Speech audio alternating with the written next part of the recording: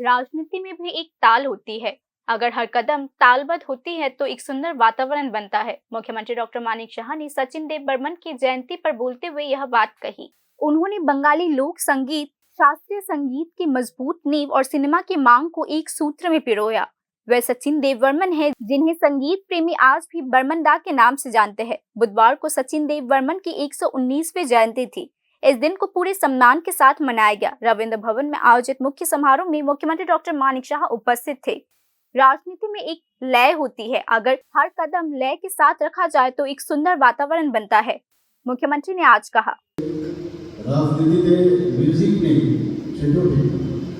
রাজনীতির মধ্যে একটা মিউজিক আছে, ছন্দে ছন্দে যদি মানুষ তার প্রতিটা যে পা যদি সেভাবে ফেলে তাহলে জীবনে রাজনীতিও কিন্তু একটা সুন্দর একটা পরিবেশ তৈরি করতে পারে।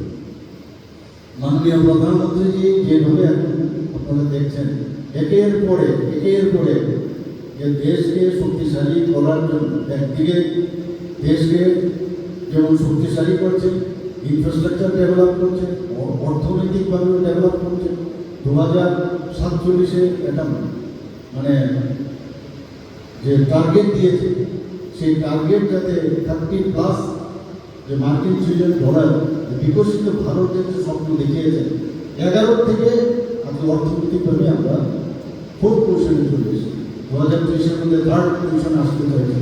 তো এই যে একটা মিউজিক ছাড়া একের পরে ছন্দের মধ্যে গিয়ে देश को डेवलप करेंगे, राज्य को डेवलप करेंगे। एक जमाने में चकला, रोशनाबाद, कुमिलिया ये सभी त्रिपुरा का हिस्सा थे। सचिन देव बर्मन का जन्म उसी कुमिलिया में हुआ था। मुख्यमंत्री डॉक्टर मानिक शाह ने कहा, सचिन देव बर्मन राज्य की जातियों और जनजातियों के एकाकरण का एक सच्चा उदाहरण है।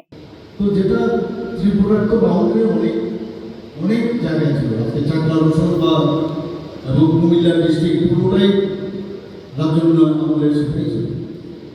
তো সেই জায়গায় আমি একটা পিকচারে দেখছিলাম, ওনার যে আসন যে বাড়ি সেটা এখন এটা আমাদের সেক্রেটারি সাহেব বলেছেন যে ওটা মানে কি বলবো দৈন্যদশা হতে। আমার কাছে যা খবর আছে এই যে জায়গাটা আমরা আজকে যেখানে আমরা কথা বলছি এটাও কিন্তু ওনার জায়গা, উনি ডোনেট করে গেছিলেন। রবীন্দ্র ভবন নাম হলেও এটা কিন্তু সচিন কর্তার নিজের জায়গায় সেটা গভর্নমেন্টকে নাম করে গেছে। সব কিছু ভুলে গিয়ে রাজকর্ম রাজার ছেলে তারপরেও মহারাজার ছেলে, কিন্তু মিউজিকের প্রতি এত আসক্তি এবং প্রকৃতপক্ষে আজকে আমরা অনেক মধ্যে থাকি। জাতি জনজাতির মেলবন্ধনের একটা প্রকৃত দৃষ্টান্ত হচ্ছে আমাদের সচিন। सचिन देव बर्मन का जन्म 1 अक्टूबर 1906 को कुमिल्ला के राजघराने में हुआ था, लेकिन उन्हें राजशाही जीवन की शानो शौकत नहीं बल्कि नदी के किनारे तैरती मठियाल, खेतों में बजते ढोलक और गोपाल भट्ट के गीत आकर्षित करते थे। उन्हें बचपन से ही संगीत का शौक था और यही शौक उन्हें कोलकाता से मुंबई ले गई। कोलकाता में बैठकर ही उन्होंने बंगाली आधुनिक गीत की रचना की। बाद में उन्होंने हिंदी सिनेमा में प्रवेश किया और एक नए युग का निर्माण शुरू किया।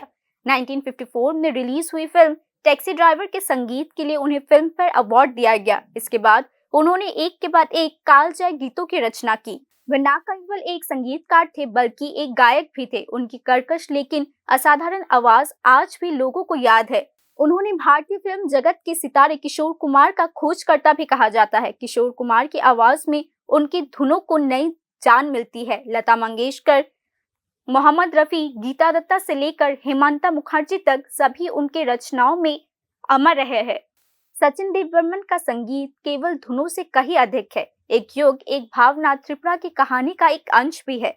उनके गीतों ने सीधे तौर पर लोक संगीत और फिल्मी संगीत को एक कर दिया। उन्होंने दिखाया है कि धुनों की कोई भौगोलिक सीमा नहीं होती। आज भी जब रात के आकाश में चांदनी पड़ती है तो उनकी धुन गाता रहे मेरा दिल अब भी स्पष्ट करती है कि सचिन देव बर्मन केवल एक संगीतकार नहीं बल्कि भारतीय संगीत के एक शाश्वत प्रतीक भी है। Bureau report, news now.